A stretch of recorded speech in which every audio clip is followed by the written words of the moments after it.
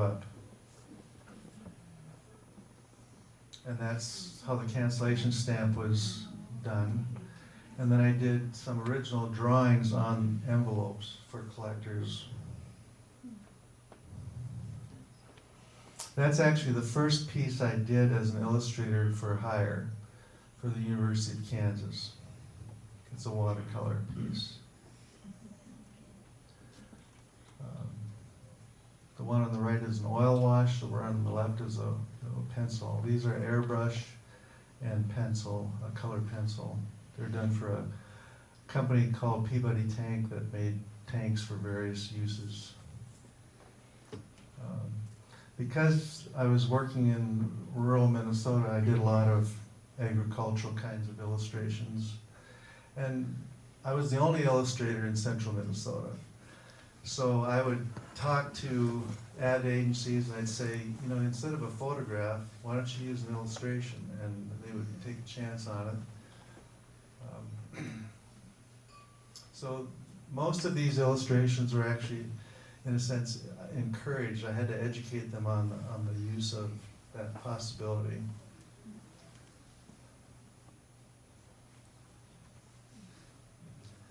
This was when Sinclair Lewis stamp came out. I was hired to do the illustration for the first day letter. He grew up in a small town called Sauk Center, Minnesota, which is about 20 miles from us. And I did a lot of greeting card illustrations. I worked out of central Minnesota. I had a studio in my home. We had three children, and they were like little birds peeping, and they needed food, and I had to do whatever I had to do to make money. And since I was the only known illustrator in central Minnesota, I did a lot of different things. This was actually an East Coast publisher. So this is the drawing for this piece here.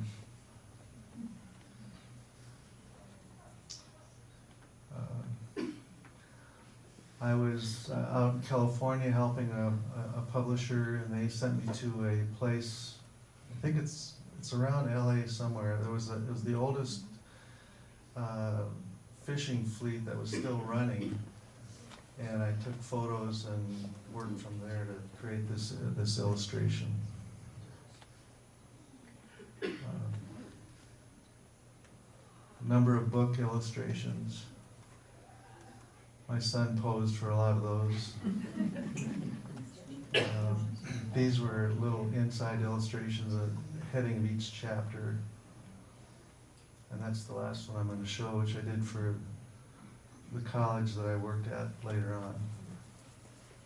Okay, if you'll indulge me a minute, I have to change this slide presentation here.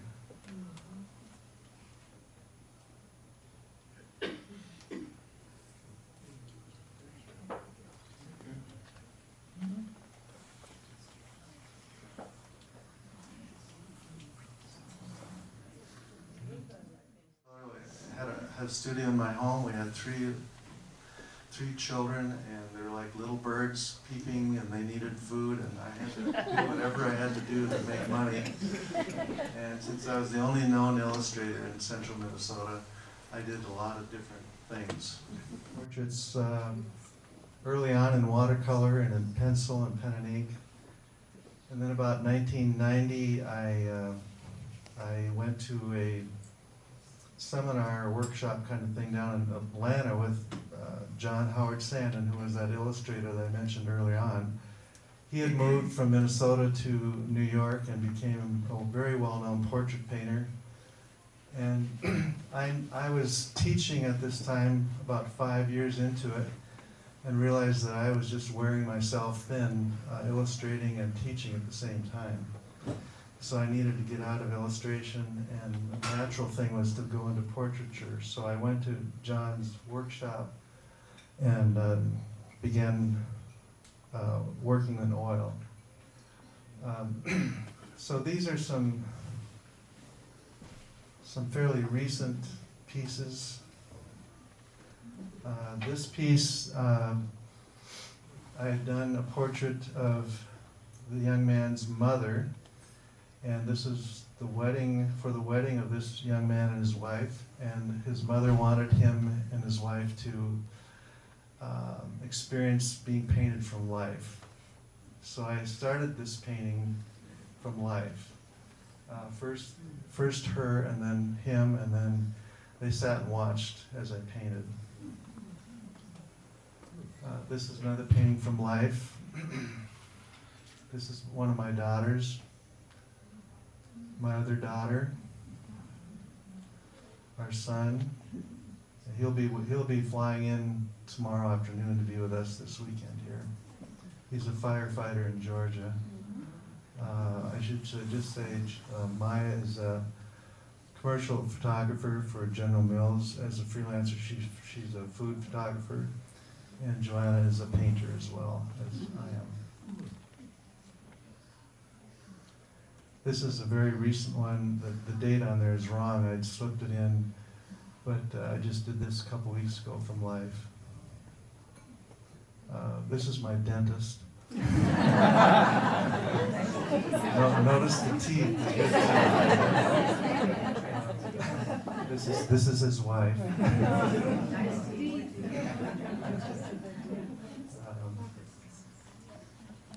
Or run or hide or something. This is from life too.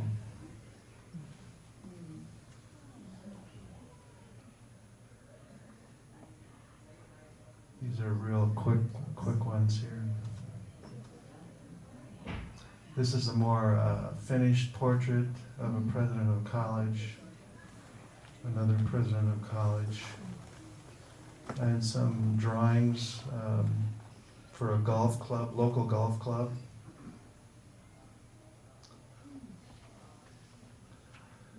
And old and young. That's my dad when he was in World War II. He was a baker in the jungles in New Guinea.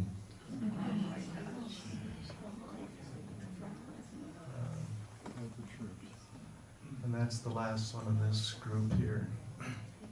So now we're getting closer to the Western art. I retired from teaching in 2013, and I had heard about this artist. Her name is Benita Roberts. Some of you might know her. She used to live out in this area, and she moved back to Minnesota, and she was kind of hidden in central Minnesota, and I saw some of her work at a small show, and I said, who paints like that anyway in Minnesota? So I began asking some questions, and a few artists decided to put together a workshop with her, and I jumped in. And when I was painting with Benita, she said, you need to be in those Western art shows. You just need to go out there. And we were going out coming out to Arizona to visit Ellen's brother, who was out here for the winter, and she said, you need to go to the American Miniature Show in February and meet Stuart Johnson. So we came to that show. I think it was in 2015, and I introduced myself to Stuart. I said, Benita Roberts, I know her as Bonnie, but Benita Roberts said I should introduce myself, and he said, well, what do you do? He's kind of short with words, and he said, do you have something with you? I said, I have something on my phone. So I showed him these pieces right here, and I'll finish the story. But this, when I retired, I didn't know what I was going to do. I just knew I was going to paint. And so one January day, I went to a little museum in town called the Runestone Museum. It has, I don't know if anybody know what a runestone is? It's they're stones that have kind of a mysterious writing on them. They're found in the Scandinavian countries. There are about 7,000 of them. But the most famous stone is the Kensington Runestone, which is in Alexander, Minnesota, which was dug up by a farmer in 1898. The date on the stone is 1360, something, 62. Very controversial kind of stone. But I went into the museum and they have they've kind of mixed this stone with the Viking lore. And they had a little Viking kind of house there and some poor looking mannequins. And I said, you know what, I think you could use a serious portrait of a Viking family. And they agreed, and they put in for a grant. And I spent the next year working on this portrait. So this is the finished portrait. I call it The Last Farewell, because the father is leaving the homeland to go to North America, and that at minimum would be a 6-month trip. If the weather was bad, it'd be a year-long trip. And that's just the short of the story. I did write a story. I had an author come and spend a day with me and teach me how to write a short story so I could illustrate it. These are details of the painting. Move that thing out of the screen there. So I wanted to focus in on the mother. Usually Viking stories focus in on the macho sword slinger, and I wanted to do something a little more personal. This is the father and the children, and of course Icelandic sheepdog, and of course chickens. They walked into my studio one day. I thought I should just put them in. This is the painting. I designed the frame as well, and I'll go into that a little later here. But I spent about 9 months researching this family, their clothing, their history, everything about them. Read lots of books. The author of this book down here gave me all these books to read. But I had many things to kind of sort out. Did a lot of writing, notes, a lot of drawing, and I had to find models. And I thought I was going to have to find a man and a woman and children. And I turned around in church one day, and there they were. We live in central Minnesota. They're all Swedes and Norwegians, So anyway, this was perfect because, well, I shouldn't go into all the detail, but they were perfect. Costuming, I hired this gal. I found her. She was a professional costume maker, historical costume maker, and she majored on Norwegian or historical Norwegian Viking costumes. So we worked together on colors that were historically accurate, and she made the costumes for all the whole family. That's the finished painting in my studio. So making the frame. I designed the frame out of white oak because that's what their ships are made out of. Their carvings are unique, and when they came to North America, who did they meet but Native Americans? So I wanted something that would show both cultures. And I came up with this idea of textures, the carving and basket weaving, which doesn't seem like anything real important, but let me show you something here. Also, I hired Rich, this cabinet maker, to do something besides making cabinets, and he said he loved to do this because it was so unique to him, for him. There's the carvings, there's the basket weaving. Here's the basket weaver, April Stonedahl. She's a Ojibwe woman from the Bad River tribe in northern Wisconsin. She revived basket weaving into from its original, in its original state. It was almost lost in her culture. She has to drop a black ash tree, and then she pounds it and separates the layers and splits them, dries them, And then this is actually what she's doing here is actually doing the basket weaving for my frame. Philip Oden is a Norwegian, and all he does is carve historical wood carvings that were of the time of the Vikings. I hired him to create two carvings for the frame.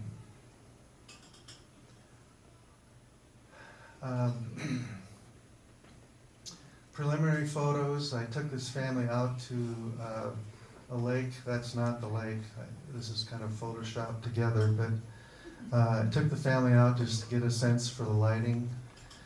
And then we set a date for the photo shoot. I hired 3 women, my 2 daughters and another woman. She was the hairdresser, Maya's the photographer, and Joanna was the dealing with the costuming and just handling the people kinds of issues. And it took several hours to work this out. And I had kind of a script to work from. And we tried a number of traditional things, which obviously weren't going to be in the painting. But when I talked to the costume maker, she said, no. That's only in the movies. So these are preliminary, or these are reference shots. This is my photoshopped reference for the painting. We took about 450 photos and put it together. These are my study paintings. This one was actually done from life at the museum in front of a group. And this is the start of the painting in my studio. I don't have a high ceiling, but this is the final photo I'll show you.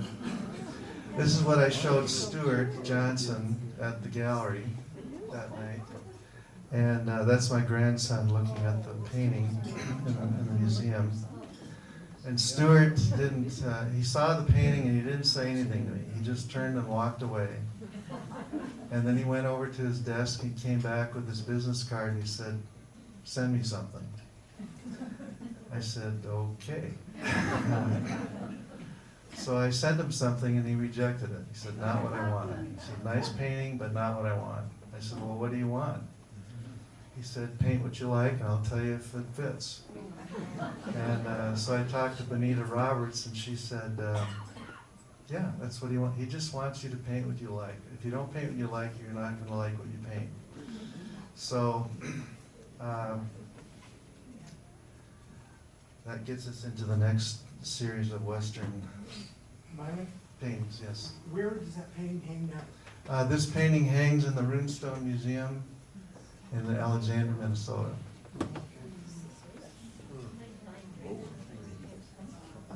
I should just say quickly that I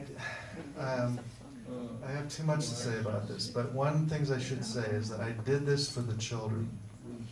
I did this for the children that were like me, that wanted to see a real painting, that lived in a small town that would never see one unless their parents made the extra effort. So my grandson walked up to this painting. This was not staged. He walked up to this painting. I was talking to a group of people. I turned and saw him, and I thought, that's exactly what I want to happen. So I took that photograph of him looking at the painting. And there's only one set of eyes looking at you, and that's this boy right here.